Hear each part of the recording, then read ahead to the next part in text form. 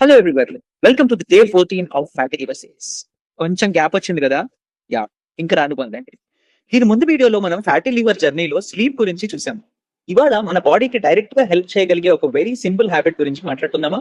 Meals తర్వాత కొంచెం walk చేయడం. ఎగ్జాంపుల్, ఒక ట్రాఫిక్ సిగ్నల్ ని ఇమాజిన్ చేసుకోండి. ఒక బిజీ రోడ్ మీద వెహికల్స్ అన్ని ఒకేసారి ఆగిపోతే ట్రాఫిక్ జామ్ అయిపోతుంది కదా. కానీ వెహికల్స్ స్లోగా ఒకదాని తర్వాత ఒకటి మూవ్ అయిపోతూ ఉంటే ట్రాఫిక్ స్మూత్ గా ఫ్లో అయిపోతుంది. మన బాడీలో కూడా మీల్ తర్వాత సిమిలర్ గా ఎనర్జీని హ్యాండిల్ చేయాలి.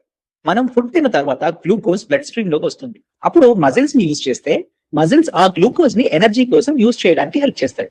అందుకే మీల్ తర్వాత ఒక షార్ట్ వాక్ బ్లడ్ షుగర్ ని మేనేజ్ చేయడానికి హెల్ప్ చేయొచ్చు. మరి ఇది ఫ్యాటీ లివర్ కి ఎలా కనెక్ట్ అవుతుంది?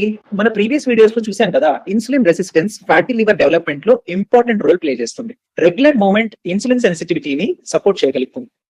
సో మీల్ తర్వాత సింపుల్ వాక్ అనేది జస్ట్ క్యాలరీస్ బర్న్ చేయడం కోసం కాదు, మెటబాలిక్ హెల్త్ ని సపోర్ట్ చేయడానికి. అందుకే హెవీ వర్కౌట్ చేయాల్సిన అవసరం లేదు. మీ మెయిన్ మీల్స్ తర్వాత పాసిబుల్ అయితే ఒక్క 10-15 నిమిషాలు కంఫర్టబుల్ పేస్ లో వాక్ చేయండి.